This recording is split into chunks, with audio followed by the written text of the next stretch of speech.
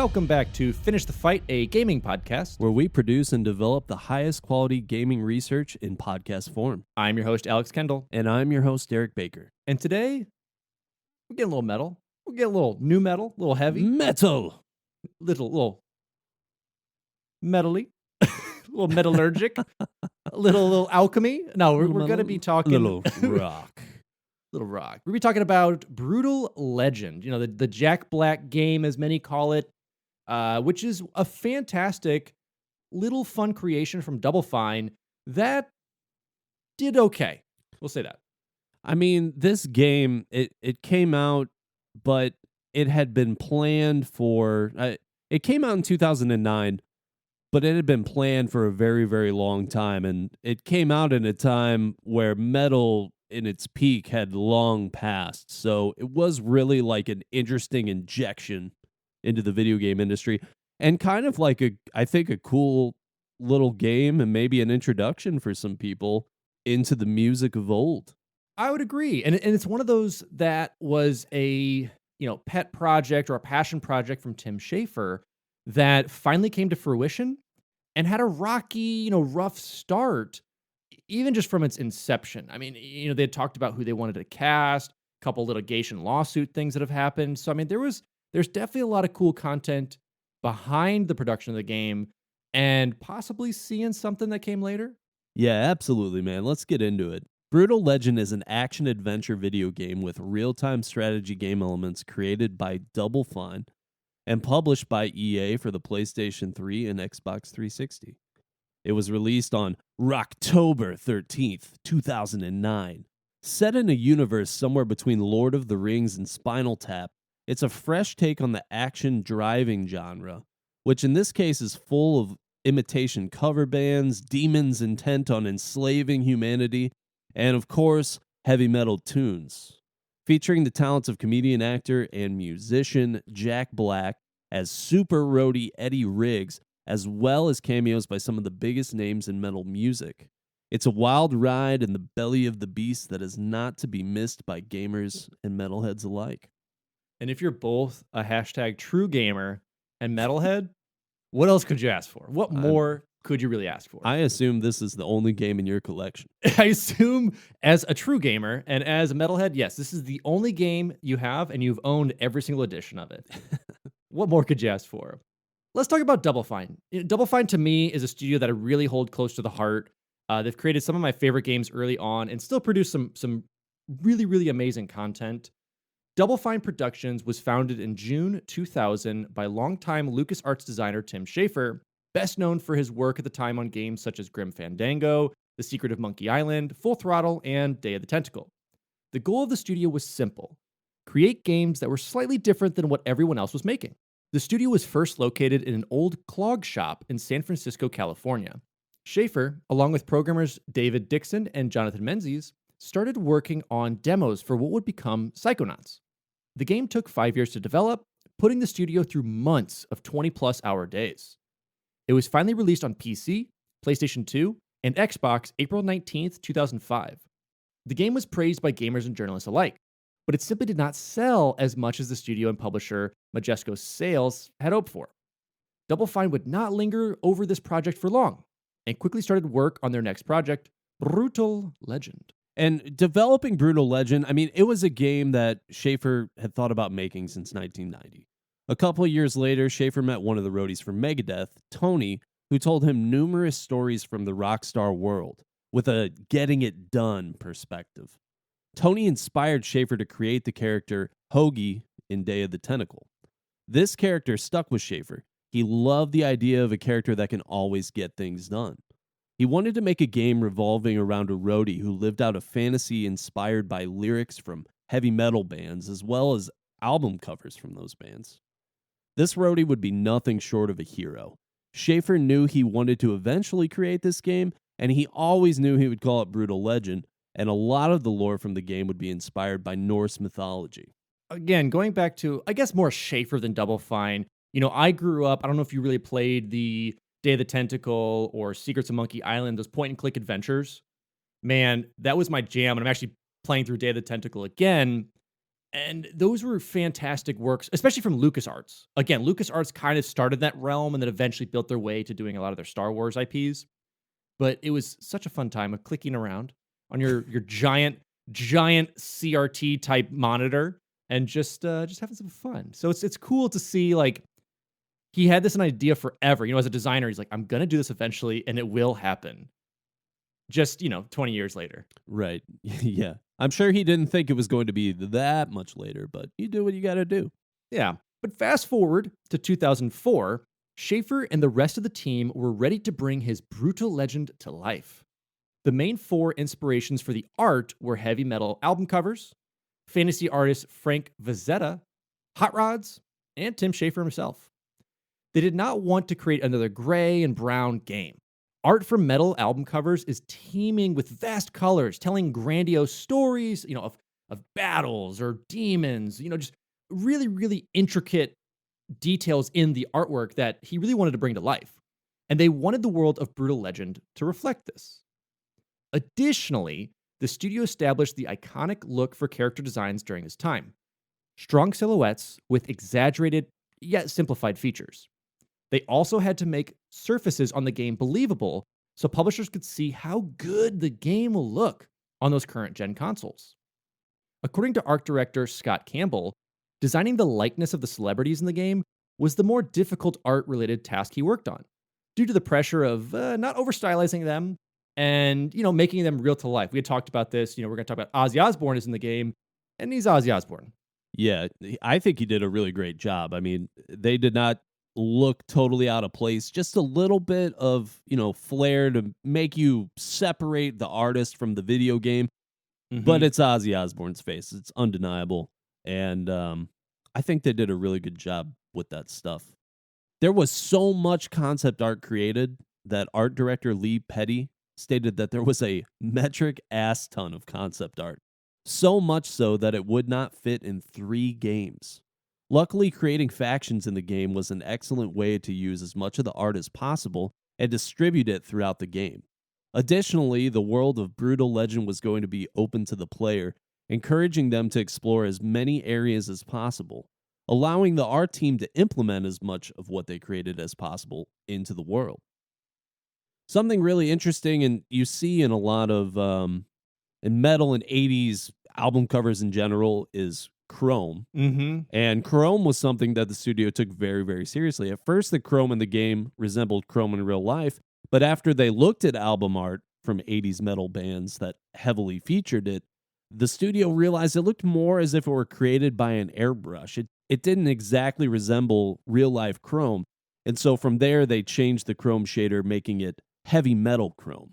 And you can tell that inspiration, because when you first start making it, you're like, okay, let's do chrome. It's got this sheen to it, but it's kind of dull in a way that's real life.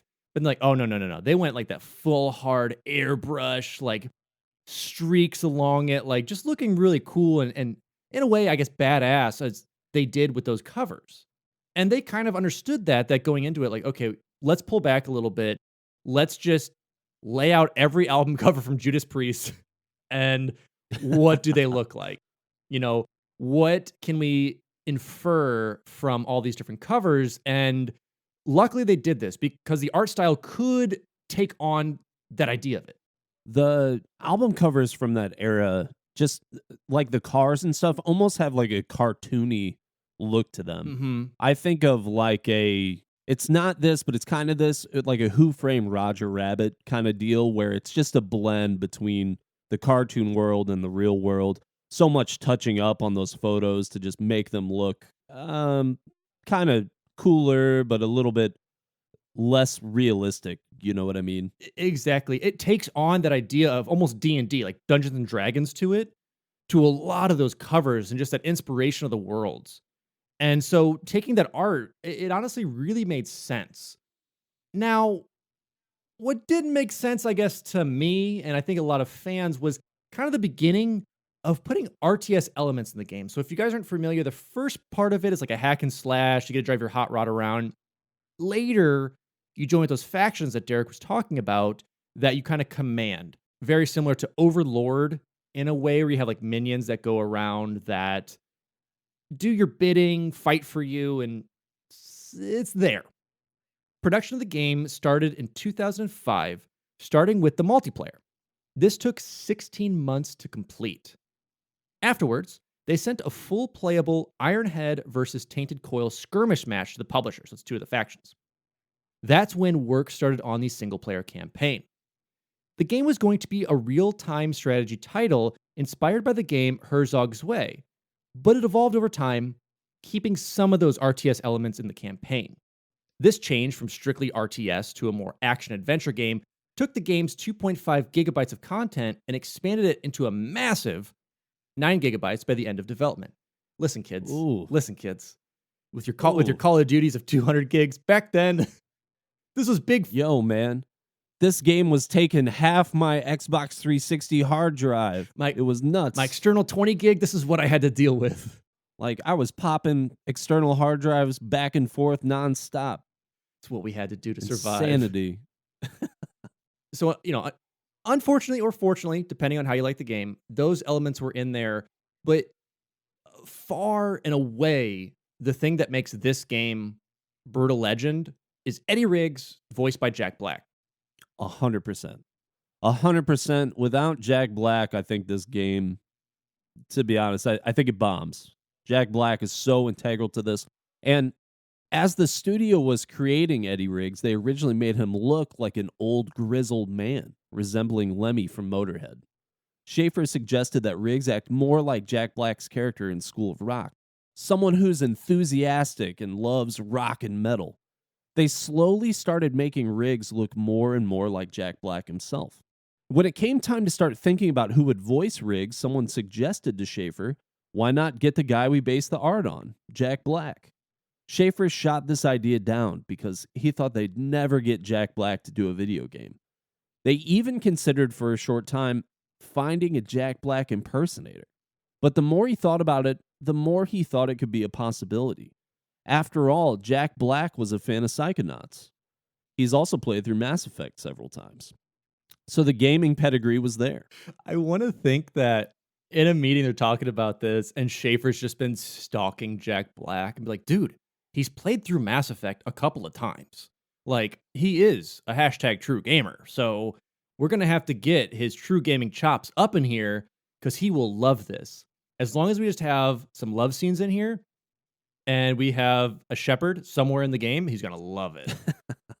Didn't happen. That's my interpretation of it. But that's what I see in my heart as happening. Yeah, very well could be.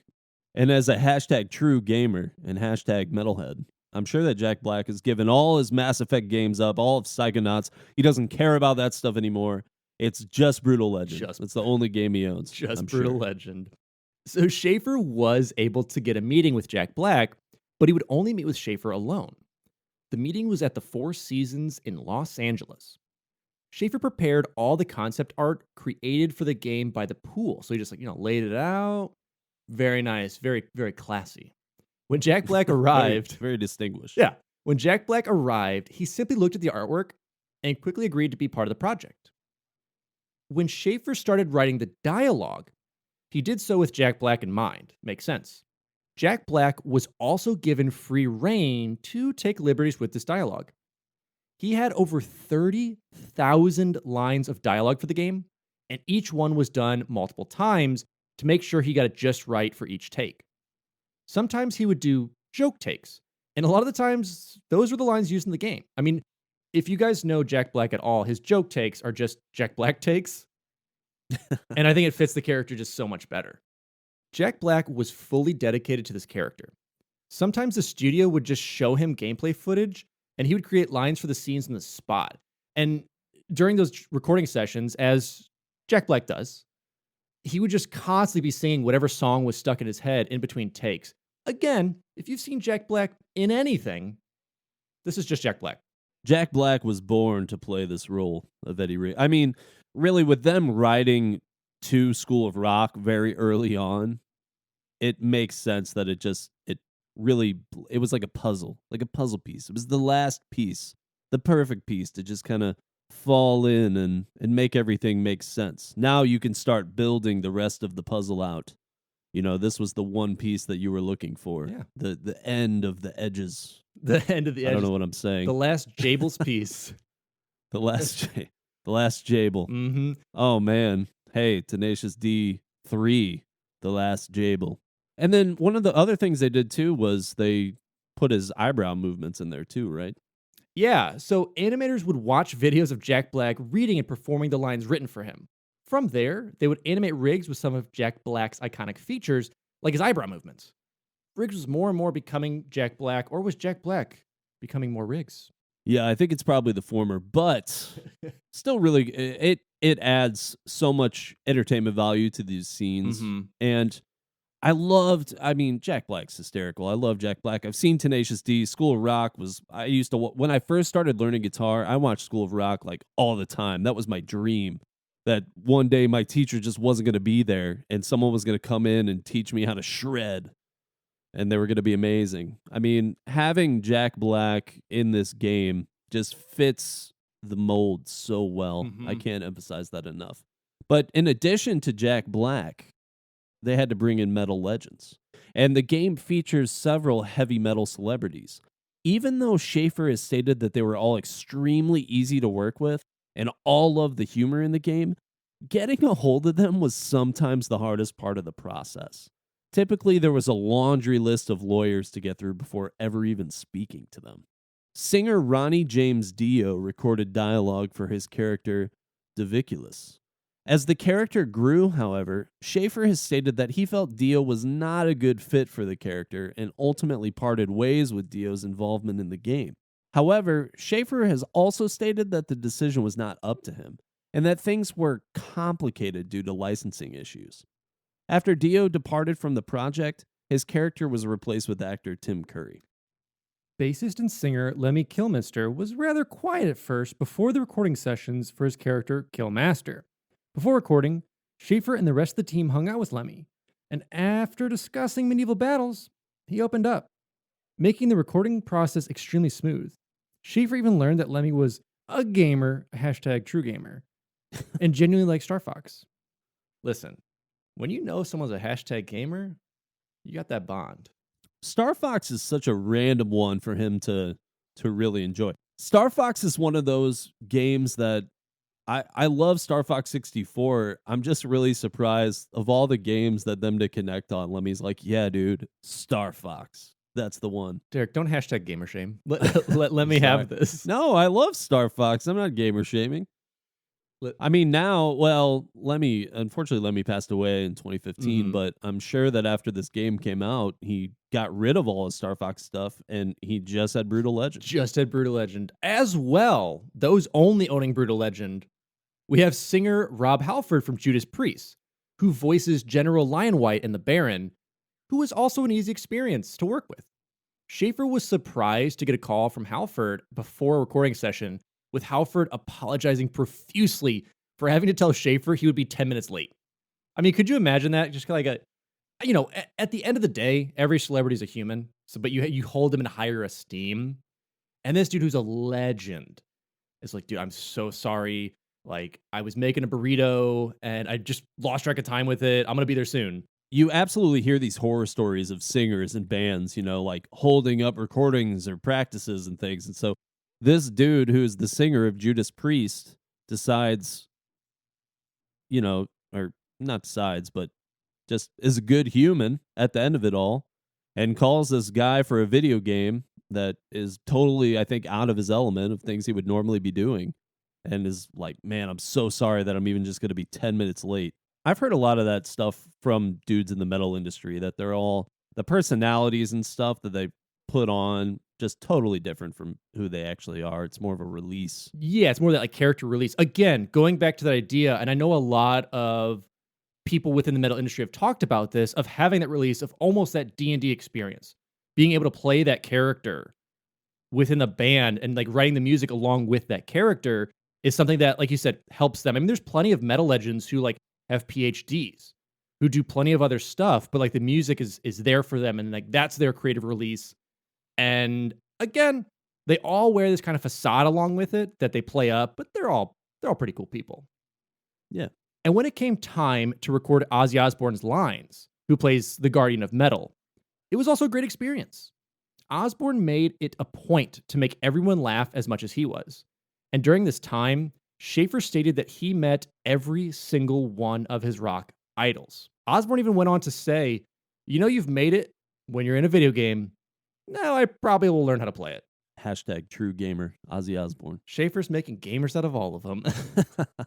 So, during the start of development, the studio had 2 full-time testers, playing through daily builds of the game and delivering feedback on current and new ideas. As the workload increased, they knew 2 testers were not enough. They couldn't afford to hire more testers, so one of the software engineers created an automated testing system named Robert. This system was able to test what features in the game might potentially crash Brutal Legend. Eventually, programmers were able to run the program at any time, mainly to test any risky changes in the code. One programmer even used an idle Xbox 360 and PlayStation 3 to run tests 24/7. These tests were not only running multiplayer matches, but campaign playthroughs as well. And anytime a crash was reported, it would send emails to the programmers. At the end of the development, the tests were conducted for a combined total of 147,000 hours. Man, I think it's amazing that you have this team create this AI robot, Robert, of course, keep his name in there, that was able to test these multiplayer matches and all these campaign run-throughs and really do all of these hours of it, which I think is crazy, and I want to get more of it. So, Double Fine, reach out to me. I'm not reaching out to you. That's the point. You reach to me and tell me about this because I want to know exactly what these like test playthroughs were. Is it just the code running, or do you have some robot that you built? I assume it's kind of like the Rocky robot that just sits there and plays the game on a controller twice at a time and runs through this. I think it's just really neat, in all seriousness, that they created this to alleviate a problem or alleviate an issue that just needed a bit of critical thinking. And I'm sure that technology now, I mean, you don't really think about, I would assume looking at a game like Brutal Legend that it's not like the most sound test-wise or code-wise. I mean, you know, to have that dedication and say, we need to make sure everything is as clean and good as possible. We really want this multiplayer to succeed. I mean, I don't know that many people that were big into the multiplayer of Brutal Legend, but if they wanted to be, it's nice to know that they could do all kinds of crazy stuff in there and it had been thoroughly vetted. Absolutely. So, when all was said and done, there were a total of 60 people who worked on the game, not counting the AIs, who I would say put the major hours in. Listen, Oh, 100%. Schafer and team, you did great, but I mean, Robert's getting the medal here. Robert's taking this home. He's getting the gold. So, when it came time for Double Fine to start pitching the game to publishers, some suggested they make the game about country or hip hop rather than metal. Many other publishers were interested in the game, but they did not know what direction Double Fine was taking with the game. Publisher Vivendi did not ask any of these questions. They saw Double Fine's vision and said, sure, let's do it. And making it about country or hip hop, I could see the appeal. It's like we talked about earlier.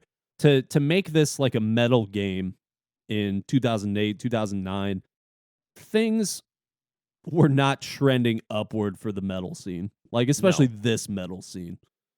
So I could see where they wanted to do country or hip hop. But there were games, you know, out there for hip hop already. There was Def Jam, all those like Def Jam fighting titles, and those games were great. They had their time in the light. I don't know what I'm trying to say. The good they son had their of it. time in the spotlight. Yeah. Yeah, and you have Guitar Hero. I mean, you've got a lot of these other rhythm games coming out as well at this time that were kind of tracking on that had those ideas with it. I mean, eventually we get that pop star country singer game and a couple others, so they get some stuff. So, with Vivendi on board, the game's funding was secure. But in 2008, Vivendi merged with Activision. And Activision would review all the games they inherited through the merger, and unfortunately, drop Brutal Legend. Even if Activision had not picked up the project, Double Fine was receiving calls during the merger from publishers waiting to release the game. Regardless, Schafer stated this was a huge blow, and the only time during development he needed to go to the bar across the street to get a drink. So you know, if this dude's just going about, hanging out with everybody, does all this insane crunch time through his life, and this hits, you're like, man, we've put so much time and effort and money behind this. Is this going to see the light of day? So for a 2-week period, Schafer instructed the studio to stop work on Brutal Legend and instead break into 4 teams, with each team creating a working prototype of a game and the other teams reviewing. This was dubbed as Amnesia Fortnite. It was meant to boost morale in the studio after losing their publisher. In these 2 weeks, the studio created prototypes for Custodians of the Clock, Happy Song, Love Puzzle, and Tiny Personal Ninja. There were rumors during this time MTV would take over the publishing for Brutal Legend, but they quickly squashed any rumors. Months later, EA would become the new publisher for the game. EA CEO even stated that publishing the game was a risk, but felt it would pay off. I'm not saying this is why they got the EA contact, but Double Fine pitched Brutal Legend to them with Deadly Sinners by 3 Inches of Blood playing in the background, so... Again, man, you get those gamers and metalheads together, it's a shoe-in. Well, it wasn't so shoe-in, more like a shoe loss. Ooh. Amazing segue. Thank you. Hashtag amazing segue. Oh, thank you very much. Activision was not too thrilled about EA publishing Brutal Legend and filed a lawsuit only months before the game was released in June 2009, claiming they were, in fact, the publisher, even after dropping the game. An EA spokesman compared it to, quote, a husband abandoning his family and then suing after his wife meets a better-looking guy. Activision sought to delay the release of the game and recover from their burns. Double Fine then filed a countersuit, claiming that Activision was attempting to delay the game due to the fact it might be a competitor against Activision's Guitar Hero franchise. And in August of 2009, both sides settled on an undisclosed agreement. Schafer knew that Activision was never able to block the release of the game, so he was never worried about it, stating, quote, hey, if Activision liked it, then he should have put a ring on it. Oh, great. Now Beyonce is going to sue me too. Schafer's got, Okay, he's got the jokes. Schafer's got the jokes. Yeah. Oh, man. What a throwback. That song was popular back then. Of course, this would not put an end to the drama between Double Fine and Activision. Shortly after the case was settled, Schafer publicly stated that Activision CEO Bobby Kotick was a total prick. Kotick eventually responded, clarifying that he had never met Schafer and made the decision to drop the game due to Double Fine running out of money for the game. They were behind on schedule, and they had missed every milestone set. Every single one. Additionally, it just didn't look like a good game. At the time, Double Fine was asking for an additional 9 months to complete it. So Activision's clapping back. In an interview with Video Game Zone, Schafer stated, there are no hard feelings. What would be the point? It's just business. Hating a corporation is like hating a soda machine when it eats your money. Yeah, you're always going to come back. It's always something that's going to be there.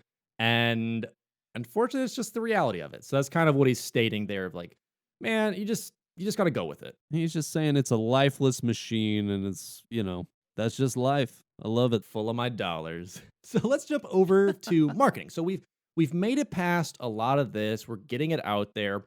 How did they bring this to the masses? Even though the game was first announced in late 2007, 2009 would be the year everyone would know about the game one way or another.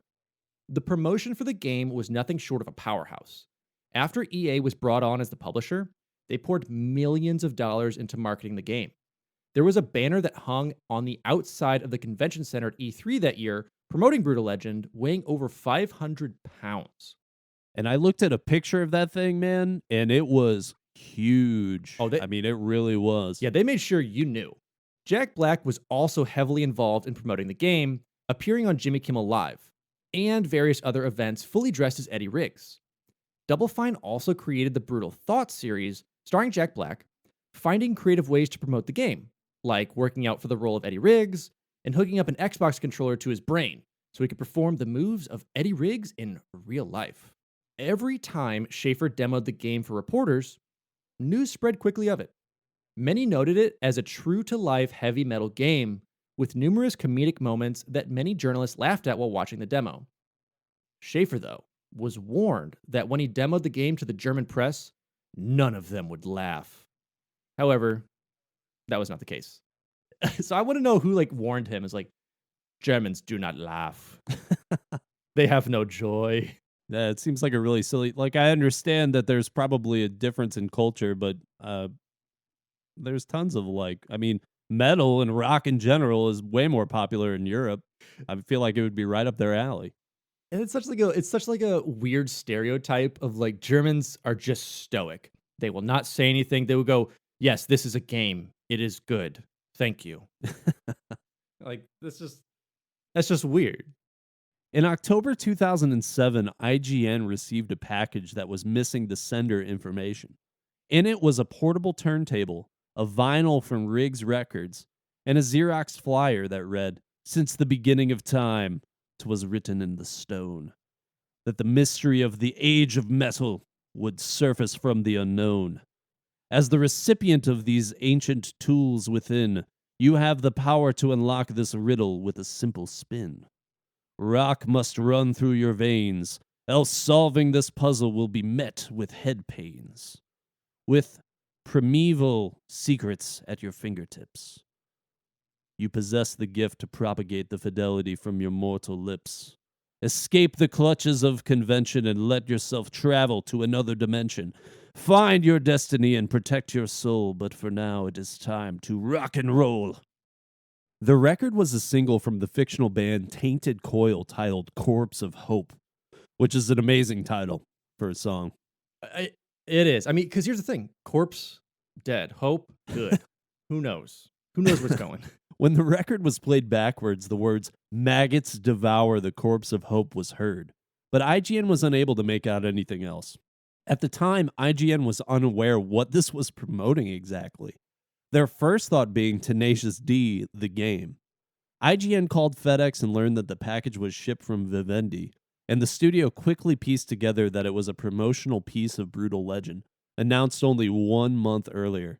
And I'm glad that they found that out, because I've got to say, getting an unmarked package at your business and all you see is this record, Corpse of Hope, that says "maggots devour the corpse of hope," that'd be a little creepy. If it wasn't so if it didn't have the Jack Black fingerprints all over it. Yeah, for sure. But I will say, hey, publishers, give us some more cool stuff like this. But send it to Alex. I mean, yeah, specifically us, like not IGN. Just let us review it and let me backtrack FedEx and release it to the world. That's honestly what has to happen at this point. Next up, we have the 2008 Spike Video Game Awards. Brutal Legend was first announced at the VGAs with Jack Black marching on stage with a flamethrower chanting, "Tim freaking Schafer, Tim freaking Schafer," before Schafer was carried on stage by 4 women dressed as Amazonians. Rob Halford of Judas Priest would also join Schafer and Jack Black on stage to promote the game, with the trailer playing afterwards. So they, again, all you need is Jack Black. Do you want to be a part of something? And then do you just want to be yourself for a while? Because that's all the marketing we need. Next up, we have the Metal Meltdown. Say that 10 times fast. At the 2009 San Diego Comic-Con, in partnership with Vice, a metal concert was held promoting Brutal Legend, featuring Gwar, 3 Inches of Blood, Unholy Pink, and Keith Morris.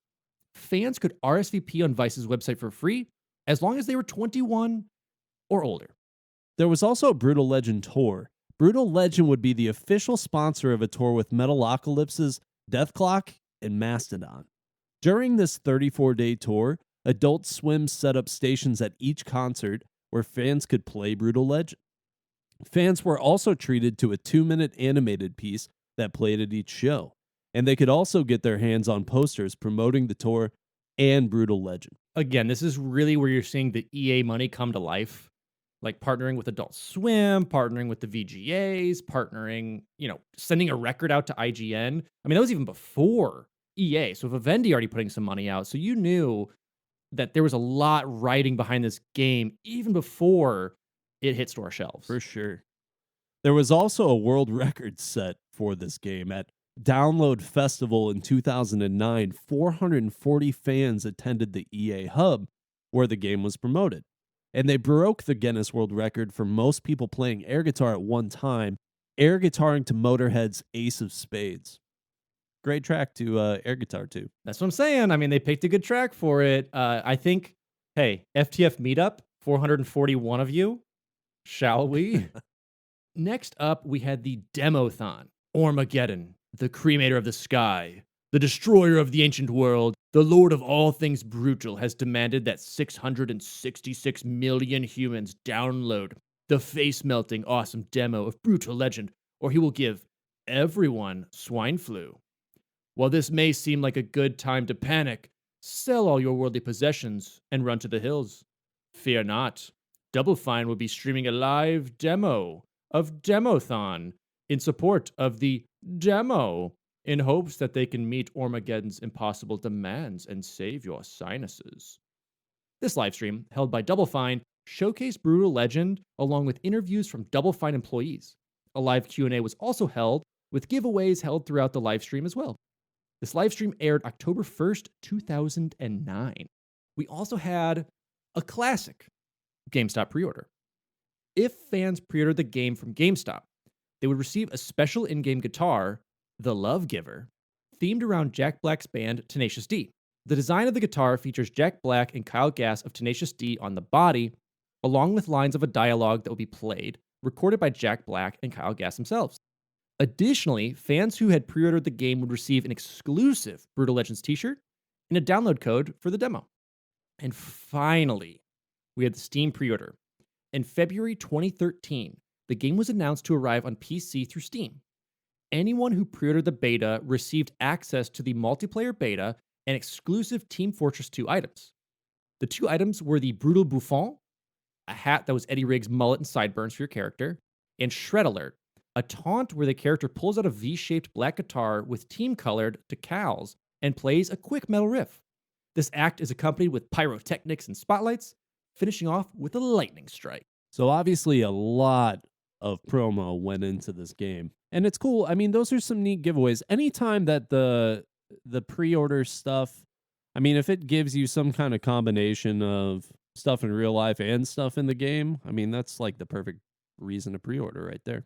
Especially if it's exclusives and not just, you get stuff early, or here's a map someone will get eventually. It's kind of like, you had to be here for the pre-order. You got this really cool guitar, this really cool Team Fortress 2 items, which TF2 has done that forever for that type of stuff. It's just really cool to see. Let's talk about the gameplay. Brutal Legend is a mix of open-world, third-person action-adventure and RTS.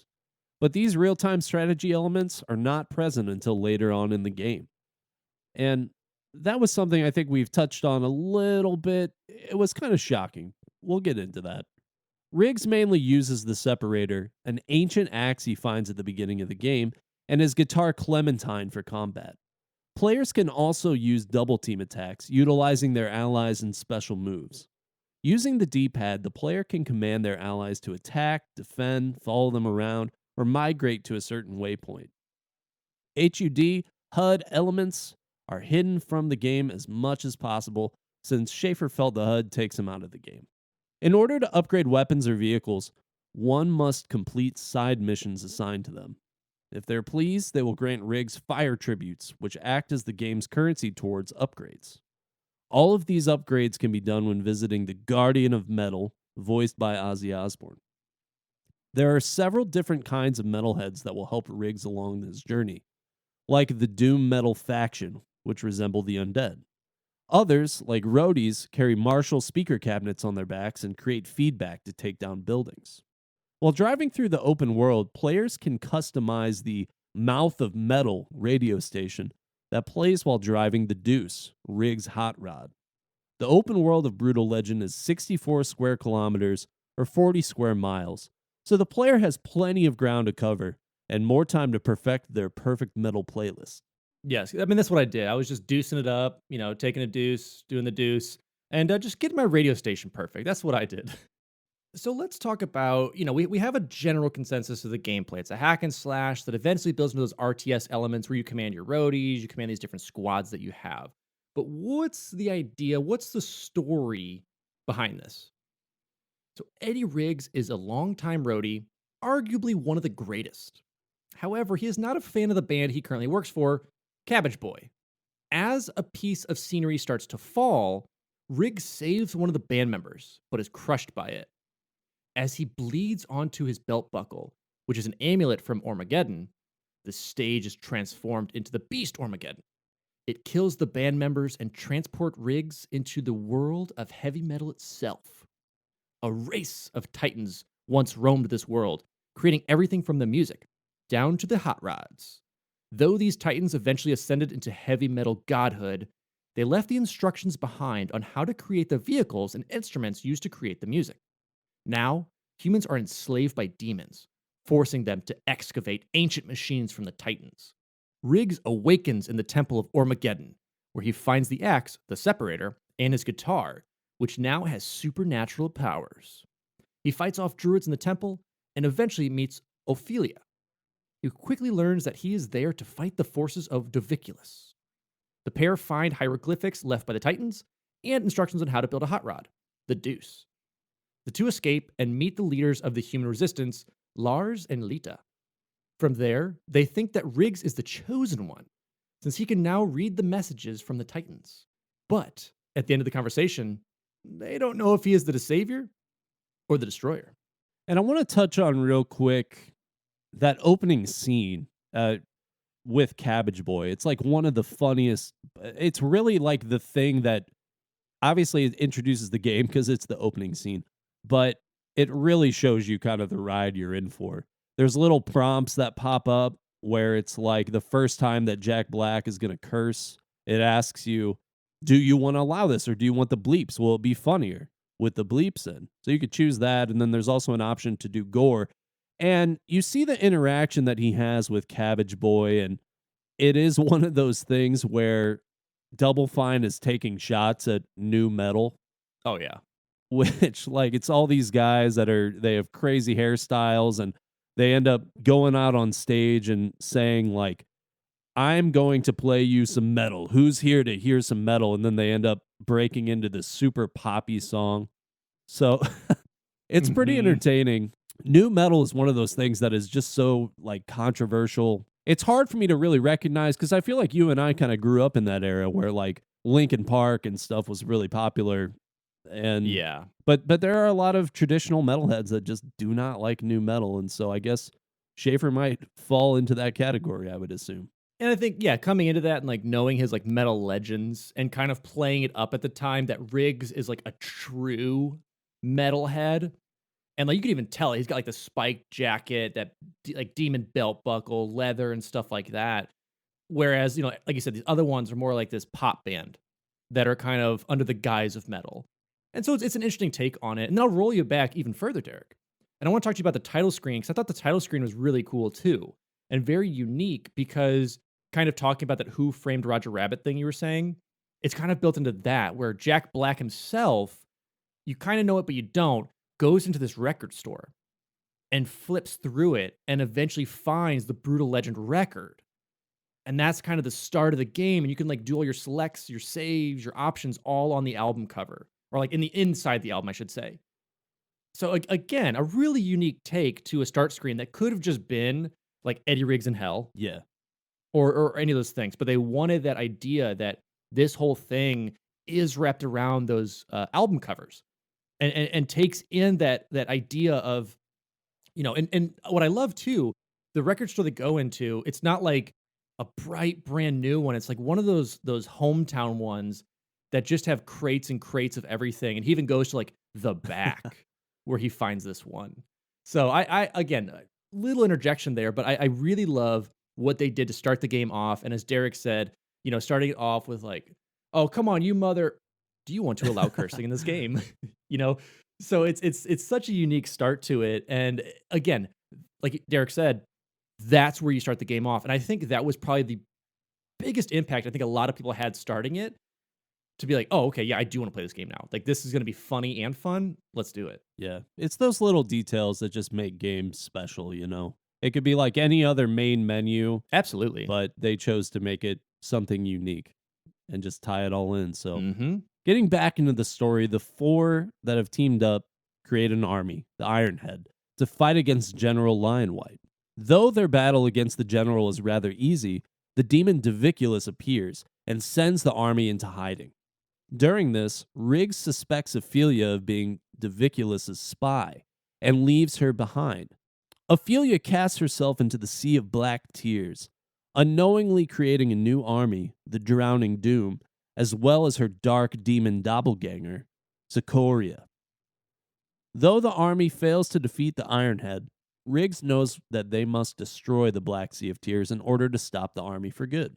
As they travel to the sea, Riggs learns of his father, the hero known as Ragnarok, who traveled to the future to learn the secrets of the Titans to bring it back to his time. Ragnarok is a fantastic name, by the way. Absolutely. However, he never returned. Riggs eventually learns that Sikoria is his mother, who also traveled to the future and eventually had a child with Ragnarok. Riggs' demonic nature now takes hold, and since Sikoria is of no more use to Diviculus, she is reverted back to Ophelia. Riggs and Diviculus battle one-on-one while their armies go head-to-head. And in the end, Riggs is victorious, and Riggs saves Ophelia. In the end, Riggs simply wants to be a roadie, staying behind the scenes and letting everyone else take credit. He rides off into the sunset to complete more tasks, and Ophelia sheds a single black tear. It's a beautiful ending to such a beautiful story. And again, this was a fun story. It's unique in its own way. I mean, it's been told, but I love the idea that, like, Riggs is kind of this demigod born of these rock legends who sought the Titans. And that's why he's able to kind of come over here and kind of fulfill somewhat his father's destiny, and I guess his destiny between his mother and father for himself. We're getting deep here, but the lore of good old Brutal Legend. Yeah, it's definitely a story that's been told in its own unique way, but a bunch of times over and over again. And I think the fun part about it ends up being just kind of the wordplay and obviously just letting Jack Black do his Jack Black thing. Yeah, and that's pretty much what they wanted. And to continue this story, they put out a couple pieces of DLC. Schafer was teasing the release of a DLC months before the game was released, but never truly confirmed one. Many expected a narrative DLC, but this is not what Double Fine had in mind. Instead, the studio released several DLC map packs. First, we had the Tears of the Hextradon. This map pack includes the maps Circle of Tears and Death's Fjord. It was finally released November 19th, 2009, and we had the Hammer of Infinite Fate. This DLC included 3 new outfits for Eddie Riggs, 4 paint jobs, and 4 upgrades for the Deuce. The maps Altar of Blood, Coil Remained, Crucible of the Titans, and the Amplified Cliffs, 9 new achievements, and 6 effigies for Mount Rockmore. It was released December 15th, 2009. And we only had a little bit of cut material, at least a little bit confirmed cut material, where we're going to have the Motor Phreaks faction. Double Fine started implementing this faction into the game, but later removed it due to time constraints. So not too much really cut to the public eye as far as somewhat finished concepts, but this is one that, we did see. They potentially were going to do a DLC with it. They were potentially looking at a sequel with it, but it's still up in the ether right now. And it's one of those things where I think they were able to avoid a lot of cut material just because they did create those other factions. It's good that they were able to work all that concept art they had into the game, or at least as much of it as they could. Let's talk about the multiplayer. As we said earlier, it was the very first thing that the studio worked on, and it set the standard for single-player gameplay. They had no experience in multiplayer and figured they would get the hardest task out of the way first. Overall, the campaign is built like a multiplayer tutorial. After playing halfway through the campaign, you should be able to play the multiplayer with ease. There are 3 different factions: the Drowning Doom, led by Ophelia, Ironhead, led by Eddie Riggs, and Tainted Coil, led by Diviculus. Up to 8 players can participate in a match, but there are only 2 teams per match. Home bases in a match resemble stages at a metal concert, and the goal of each map is simple: destroy the opposing team's base. Multiplayer was designed as a skirmish mode that instituted 4 vs 4 gameplay. There are 3 modes in which the player can choose from: AI mode, allowing one to play against enemy AIs from a difficulty of 1 to 5, custom matches, in which players can battle against one another in private battles. And these matches do not count toward career or leaderboard stats, of course, And then finally, there's open matchmaking. Or I guess ranked at that time, if you want to call it that. Oh, yeah. Unlike other RTS games, your avatar can either command troops in the air or fight on the ground alongside them. To obtain resources or fans, you must perform guitar solos for them. Once they've been won over, they return to your base as resources. From there, you can convert them into troops for your army. In order to keep your fans loyal, you'll also have to create a merch booth. At any given time, there can only be up to a load cap of 40, and different troops cost more toward the cap. Basically, that entire paragraph is, yes, about this game, but I think that's also the tutorial about how to run a band. Please do. Yeah, Please, can't confirm. Please do guitar solos. Please set up a merch booth with these minions, fans that you have that will follow your every move.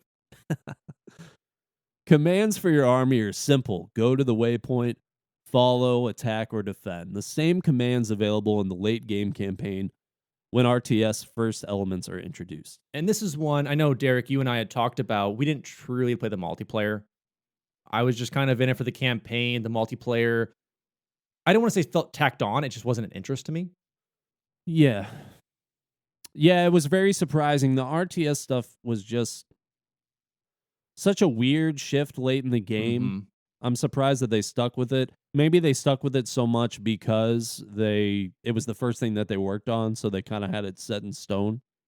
Agreed. But I don't know too many people who would have played the multiplayer. I mean, maybe if you were like an achievement completionist or something, but I didn't find it very fun. There's other RTS games that are just better because that's what they are. That's all that they are. I mean, especially if you're talking like console versus PC stuff. And again, this gave me more that Overlord vibes where you command like little imps and demons in that, very similar to this to do your tasks. But that whole game was based on it, whereas this started off as a cool hack and slash, driving the deuce around to eventually just go do that, follow me, do this. It was okay. But let's talk about the music. Let's talk about, honestly, a integral part of this. Obviously, it's a metal game, but it stuck with it. The Brutal Legends original soundtrack consists of original music composed by Peter McConnell and licensed music from 70 different metal-oriented bands. McConnell would create original music inspired by the metal genre, and was the obvious choice for the job following his work on designer Tim Schafer's previous games, Grim Fandango and Psychonauts. Audio director Emily Ridgway would head the department in mixing and scoring for the game's licensed music. Schafer knew a great deal about traditional metal music prior to the game's development, but would start to pour research into subgenres such as black metal, goth, pirate metal, Viking metal, and industrial metal to fully capture the essence of the genre. Schafer originally created a list of 15 games from these sources for the audio team to use as inspiration for finding the game's musical flavor. Ridgway and McConnell would struggle trying to find and create the correct music, however. They wanted to find a way to recreate metal music in a way that it would be embraced by both video game and metal music fans. Again, hashtag gamers, hashtag metalheads, you gotta have them in there. During a vertical slice demo, when a small section of the game was completely finished for future reference, Ridgway implemented Black Sabbath and Metallica as placeholder music with the intention of replacing it with original music later. Schafer would look at the demo several weeks later and remark, "Emily, how are you going to make the rest of the game's music sound this good?" Schafer loved the music Ridgway implemented in the vertical slice, solidifying that idea that instead of trying to completely recreate a new image of metal music, the best way the audio team could pay homage to metal music was to use licensed music itself. Ridgway would tell Schafer that he need a list of at least 100 songs for the game to fill up as much linear space as possible. Both agreed that the music needed to have substance and credibility without making the metal genre sound cheesy. All the music chosen needed to be authentic, since the harmonies, lyrics, and melodies were all going to be vital to the creative direction of the game's development. During this process, some members of the studio visited a local record shop and asked if anyone knew anything about European metal.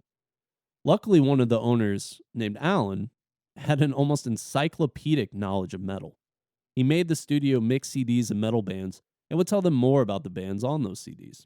I love that you get your own personal like concierge to the insights of metal. And Alan's been sitting there, just like tending the shop, selling records, talking about it. And this guy comes in, I want to know everything about European metal. And Alan's like, hold my mic stand. Let me talk about this real quick. I think that's just so cool. Like, you made that dude's day.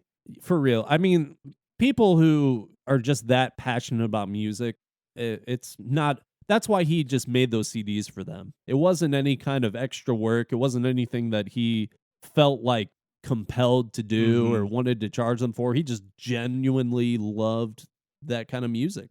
Yeah, and to be able to share that with others, and because music's one of those things that's so fun to share with others. It's nerve wracking at times when you get that aux cord and you're like, ooh, I don't know if they're gonna like this for the car. Yeah. But if you're making like the classic mixtape or a mix CD or a Spotify playlist nowadays, it's cool to be able to share what you find from other artists that influence you or influence what you like, and be able to share that compassion. So, Alan, here's to you, my friend. The sound team went on to spend over 2 years finding music they could license for the game, with 3 employees being assigned to spend 40 plus hours a week on just licensing alone. The process itself was slow and rather complicated. During several interviews since the game's release, Schafer has stated that some unnamed artists made collecting music tough, making comments such as, quote, if you have this guy in your game, then I want double the money. And, quote, well, the drummer is fighting with the singer, and the drummer may want to license the songs, but the singer doesn't. If it was not for the help of EA, a good amount of the game's songs may not have been present in the final product. After the team had a large list of potential music for the game, Ridgway would sit down and watch gameplay of the game, wondering what would sound cool in that area. Potential music would be spliced to fit in that place. If Schafer liked it, then the music would stay. The catch is that the video game still needed some original music to help push and pull the licensed music transitionally. Knowing the importance of the music, McConnell would record the original music in 4 different studios. McConnell would play all the acoustic guitar parts of the soundtrack mixed with basic electronic instruments from his own studio. The crazier guitar parts were performed by Bill Storkson at ASFX Studio, where the orchestral mixing was also done. Mike Vanderhule, drummer for the band Y&T, was recorded by Jory Prum at his studio. Lastly, every track that included more than 15 seconds of orchestra was recorded using a live 36-piece orchestra by Leslie Ann Jones at Skywalker Ranch. All the tracks that used less than 15 seconds of orchestra relied exclusively on virtual library samples. When sketching out the original music, McConnell started with the game's visuals, which usually consisted of storyboards or gameplay. McConnell would then hear a melody and record it at a sequencer, starting from the beginning until the end in what McConnell says was like mowing a lawn. Outside of main themes, McConnell's job was to help blur the boundaries between the original music and the licensed music. All his orchestral music was based around accurate and popular conventions of the metal genre. If the player could believe that the licensed music sounded personal and more realistic in the world, they would become more attached to the game. I think that's true across the board for any game that uses licensed music. If you get it to fit the vibe and feel of it, going to Borderlands and having Cage the Elephant that start, that kind of gritty, outlaw-y, don't care type stuff with the psychos and the bandits, like that brings you in. Look at Halo. I mean, a lot of that, obviously all original, but that draws you in. And just every other game that can use those licensing properties to mix that OG with the license, you got to do it. It does it well. Yeah, 100%. Obviously, you forget about the most important one of all time, Take On Me in Saints Row 2. Ooh, Nothing like hitting them high notes while blasting some gangsters. You're not wrong. And also C90 in some Grand Theft Auto when you're high tripping and you're falling through the sky. Oh, Shine a Light. I still listen to that song. Ooh, I still listen to that song. That's a great one there too. Michael's having his moment. Mm-hmm. See, again, it mixes in so well because they do such good research in a lot of this stuff and can mix it in with like the voiceover work that's already happening in the game, mixed in with the, battles or clashes that's happening around it. If you can make that fit, it does feel like almost an original piece that's made for the game. Honestly, all these years later, and I remember that specific scene from Grand Theft Auto just because of like the whole environment, the music, the colors, everything that they did. I mean, if you can tie in those extra pieces to games, that's going to be what makes them memorable. Exactly, because you could license a song and put it in there, and if no one remembers that moment, you've now wasted a bunch of money licensing a song for things that people don't care about or don't remember, so you have to do it. And one thing that the audio team did to make sure of that was to make an effort to contact famous celebrities to try and hire them for the game. As we had said, Ozzy Osbourne, Rob Halford, Lita Ford, and Will Wheaton would also work as voice talent, with Jack Black voicing the protagonist. Black was a fan of Schafer's previous game Psychonauts as well as heavy metal music in general, being so eager for the game that he offered his talents for the game before being even asked. So like when when Schafer was like, "Here's some cool things." Yeah, I'll do it. Just put me in this, please. Like I'll be the main guy. Don't worry about it. However, not all big names were eager to jump into the project. Iron Maiden's music was not included in the game due to a misunderstanding. The mascot of the band, who appears on all of the band's album art, was named Eddie, created by artist Derek Riggs. Iron Maiden felt that players would think they were directly endorsing the game since the name of the character was Eddie Riggs, a combination of the mascot's name and the mascot's artist. However, right before the game was ready to ship, one of Iron Maiden's marketing representatives contacted Double Fine and told them they were interested in the project, but it was too late at that point. AC/DC and Metallica's music was also not featured in the game, but this was due to licensing costs exceeding the budget, which, understandable. You know, I know that they are mighty high with some of that pricing. Yeah, those are some big boy names. Mm-hmm. Another issue with implementing all the music was the workload on the consoles themselves. The audio team would use the middleware software Fmod to better develop the game due to the program's ability to rapidly implement new ideas into the game. This would create a strong start to the development cycle while also allowing the music team to test more demanding ideas. They would go on to find many new bugs and performance issues of the software, however, due to the high amounts of stress put on it. This was also combined with a late decision to contract additional audio work that resulted in high amounts of new ambience and sound effects that needed to be added to the game. The Brutal Legends original soundtrack would go on to contain 20 original tracks for a total of 39 minutes and 20 seconds. It would also include 107 licensed songs spanning over 7 hours from 70 popular bands, ranging from Megadeth and Judas Priest to Ozzy Osbourne and King Diamond. The full soundtrack has since been released on vinyl as well as most online music platforms. Following the release of the game, Ridgway would learn that the audio team had a $1 million music budget for licensing. She then stated during a post-mortem at the 2011 Game Developers Conference, "Had I known how high our budget was, I probably would have tried a different approach in obtaining the rights to the music. Having a $1 million budget just for obtaining musical rights is insane." She's not wrong. That is a huge budget. The Brutal Legend vinyl soundtrack, Armageddon Edition, is available, or soon to be, over at fangamer.com for $29 with a remastered soundtrack and wrapped in brand new art from Lee Petty. Each record in this limited edition of 666 comes with a fold-out poster signed by Lee Petty and Tim Schafer. Listen, I didn't get that original one, so you know I'm gunning for this. I need it. I hope you get it this time. Dude, here's hoping. Well, that's another story to come, but let's talk about the release versions of the game. We had the Xbox 360 version, the PlayStation 3 version, and the PC version. In a Q&A with Eurogamer, Schafer was asked why the game was not being released on PC initially. He replied with, quote, "Well, it's really an action game, that when you play it, you'll see that it was meant to be on a console. However, the game, over time made its way to PC. A physical collector's edition for Windows, Mac OS, and Linux was released by IndieBox in October of 2014, and the Mac OS and Linux versions of the game were made available as part of the Humble Bundle earlier in May 2013. That console comment just kind of feels like a fancy way of saying ports are hard. 100%. Listen, when you play this, you know this is a console game. You know you can use controllers on PC. No. Right. This is a console game. Let's wrap it up. Let's talk about what did the world think of this game? Fox News stated it was one of the most creative and funny games of 2009.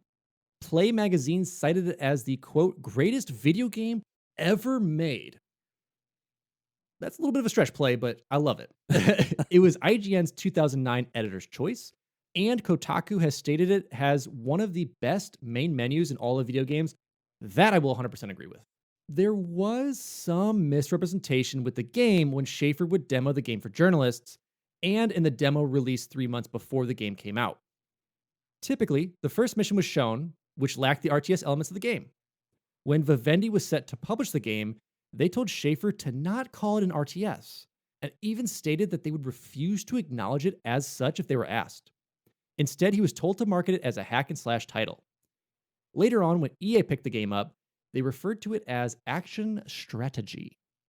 Schafer feels that one reason the game didn't sell as well was because of the RTS elements in the game not being communicated with gamers before the release. Many journalists and critics were also confused by the change of genre in the middle of the game, going from an action-adventure to more so an RTS. Eventually, there were rumors that Double Fine was given the go-ahead to develop a sequel to Brutal Legend after the game's release, and they had invested a great deal of development time towards this, but were later told by EA that it was canceled. Schafer stated that the sequel would likely incorporate much of what they had to drop prior to the game's release. This game would have been 3 times larger than what Brutal Legend contained. The sequel would have likely included a 4th faction that was cut from the original game, which would have been the last major group the player would have to fight through, including a major boss character before the final battles with Diviculus. Schafer further noted that at the end of the original game, Diviculus' head falls into the sea of black tears, and implied that the same effect that the sea had on Ophelia could happen to Diviculus. Schafer also had ideas for a plot using a character voiced by Ronnie James Dio, but will not likely be used due to Dio's death. I mean, I guess that makes sense. The cancellation of the sequel nearly ruined Double Fine, as they had invested all current efforts towards the title. Instead of a sequel, Double Fine began work on 4 smaller projects: Costume Quest, Stacking, Iron Brigade, formerly titled Trenched, and Sesame Street Once Upon a Monster, based on prototypes they had created from Amnesia Fortnite during the development period where they had lacked a publisher. In these 2-week sessions, the Double Fine team was split into 4 groups and each tasked with creating a small prototype game to share with the rest of the company. All 4 minigames were well received internally. Upon hearing of the cancellation of the sequel, Schafer and his team began to promote these games around, and were able to obtain publishing deals for all 4 titles. The games will be able to take advantage of the custom game world engine and other assets they had created for Brutal Legend.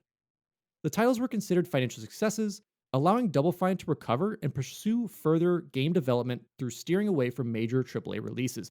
They did. Costume Quest, which actually has a sequel now, was a fantastic, goofy little game where it was like a turn-based battle game, but you were a kid at Halloween, just like fighting for like candy, but then eventually gets like darker and deeper fighting monsters. It's kind of interesting.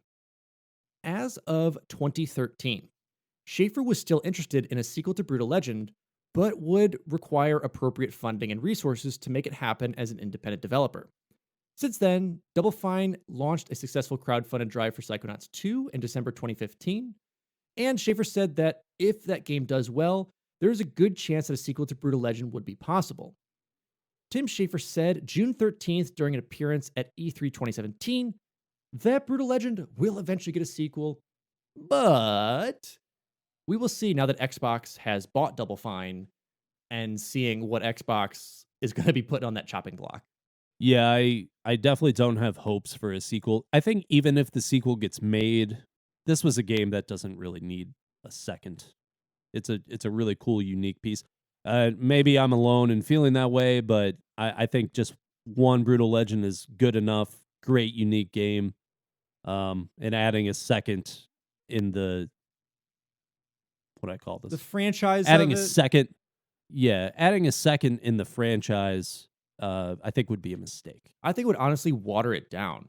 Granted, do what you want. I mean, if Brutal Legend 2, I think, takes out a lot of those elements and perfects the game and can bring in all these other talents, super cool. Or like if Eddie Riggs went back to being a roadie, but now it's for like K-pop stars, And so now he's like going back to Armageddon to like revive the metal, 20 years later, let's say.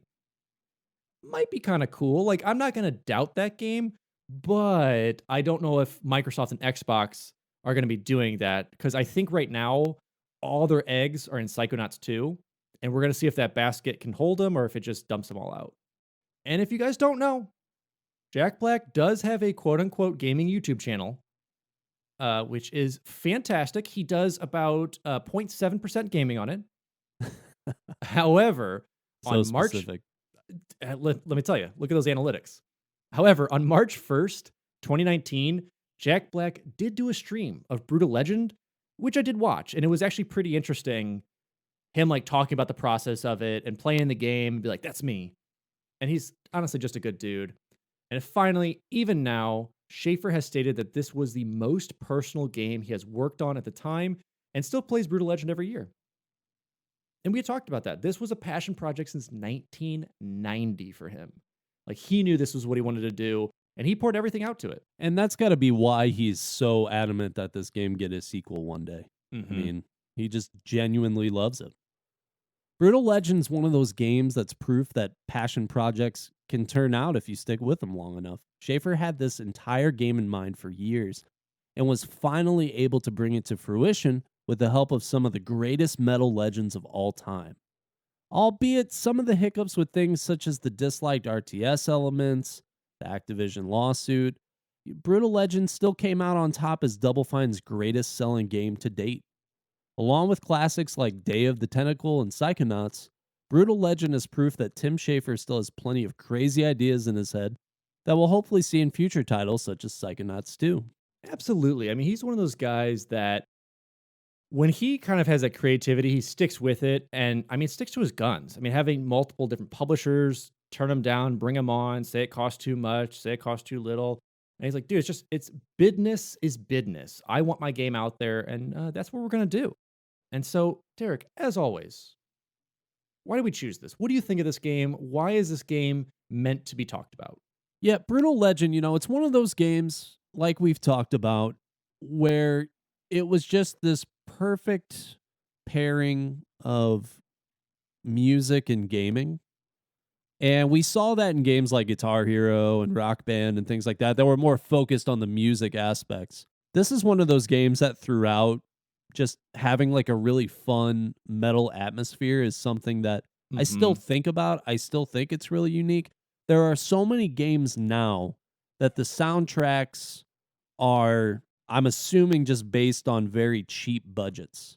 And so you get a lot of artists that aren't really big names, maybe one, maybe two, something like that. The music to me doesn't really stand out the same way unless it's original scores kind of at this point, but licensed music is lacking. So I just remember this game for being fun and light and having great music throughout. So it's a lot of fun. I think though the RTS elements really turned me off of this game. This is a game that I played one time. I don't have any plans to play it again. Sometimes when we do these episodes, I think, that's a game that I really need to go back and give another run. Sure. Yeah. This is a game that I, even after doing all this stuff and reminiscing, I don't really have a massive desire to play this game again. I think if I had to rate it, 5 out of 10 overall. If I remember right, the game kind of starts to lose some of the humor aspects around the same time that the RTS stuff comes in. So it's a lot of fun at first. Really, really cool. And then just slowly as the game goes on, I started having less fun with it. And even though all that music stuff was there, and even though Jack Black was there, and I think ultimately saved this game, I don't think it would have had any success without him. It's still one of those games that, while it was fun for the time that I had it, it's not something that I really want to do again. Okay, I will say, thus far of all your reviews, this one makes a little sense because you gave it a 5 out of 10, which is a 50%, and 50% of the game was good, 50% was very confusing. So I will hesitantly allow that rating. We'll say that. It's on a sliding scale. I'm hesitant right now. So So really the real reason I wanted to choose this game was just the innovation that it had, like you had said, with the humor, the huge music budget, the fun hack and slash element of it, and overall, I'm not gonna say it was a generic game, but it fell into that of just like slash slash slash story if it didn't have Jack Black. Eddie Riggs as a character was just so well done, and the whole idea of taking a somewhat done story, but doing it as like this metalocalypse, this metal place of Armageddon with all these metal legends and just telling this cool story wrapped up in one motif, I think did really, really well. Again, the game didn't do as well as EA had wanted. I think Tim Schafer still obviously loves this game. This is his passion project, and it's still Double Fine's best selling currently. We'll see how Psychonauts 2 does, and we'll see how these other games do because Tim Schafer and Double Fine have really, really over the years found themselves as a cult classic studio. It's these games that perform all right for smaller games, but people latch onto it and love it. I mean, seeing that like two-headed flying fairy type thing as their logo, people see it and like, yes, this is a Double Fine production. This is something I want to play. So for that, if I had to rate it, I would start off rating it very highly because it is a game that all grandmothers can play because it does allow the option to bleep out bad words. And as everyone knows, grandmas don't like bad words. So grandmas get a plus in this. Your grandma likes bad words. Listen, I'm talking about all the other lacy apple pie grandmas out there. They're taking care of it. Subtract, though, the RTS elements because if I want RTS, I'm playing Age of Empires or Age of Mythology. Really, truly silly. That's what RTS stands for in this game. So that's a minus. Multiply it by a cool guitar with lightning AoE. You love to see it. And take that out of throwing deuces while taking a deuce in the deuce. Multiply all those by 3, and you have 666, which is my score for this game, the number of the Double Fine. Thank you very much. Research for this episode was done by Jesse Reiners, Alex Kendall, and Evan Barr. And our intro and outro tracks were composed and recorded by Evan Barr. And as always, great people. Love them. You hate them. You know them. You might have seen them at the grocery store, but who knows? We want to thank those who support us and whoever chosen this episode. And that's our patrons. So every month, the patrons get to choose an episode. And this is the one that they have chosen. And let's thank those people today. And we have Taqtix, Sky the Bear, Grant Dillon, Mr. Chofe, Cowyn Fong-Feliciano, Alex Harper, Nick Heimann, Tuna0317, Richard Scanland, McChief, Big PapaSemechki, ClimbingSpork, Mr. 1898, William Krull, Cameron Collier, and Mr. Toot. So thank you all. And as always, Patreon's an awesome way to support us if you can. If not, there's plenty of other ways sharing our content, joining in on our Discord and all our streams. And if you haven't, please give us a follow on Instagram. You can follow us on Twitter as well. Like us on Facebook. As Alex said, join that Discord. It's free to join. It's a lot of fun. And as always, catch me streaming over at twitch.tv/Sourman70. That's SOURMAN70. We play in the latest, greatest, or just things I want to do. And send us recommendations. Games you want to see, art you want to see, stuff like that. You can find us on Apple Podcasts, Spotify Podcasts, or your favorite listening platform. If you haven't, please leave us a review. It helps us immensely, gives us great feedback, see how we can improve or some things that you like. And that, as always, was our coverage of Brutal Legend. Let us know what you thought. Have you played the game? Is it something fun? Or are you just here for all the beautiful heavy metal music? And with that, I'm your host, Alex Kendall. And I'm your host, Derek Baker. And thank you for tuning in to Finish the Fight, a gaming podcast.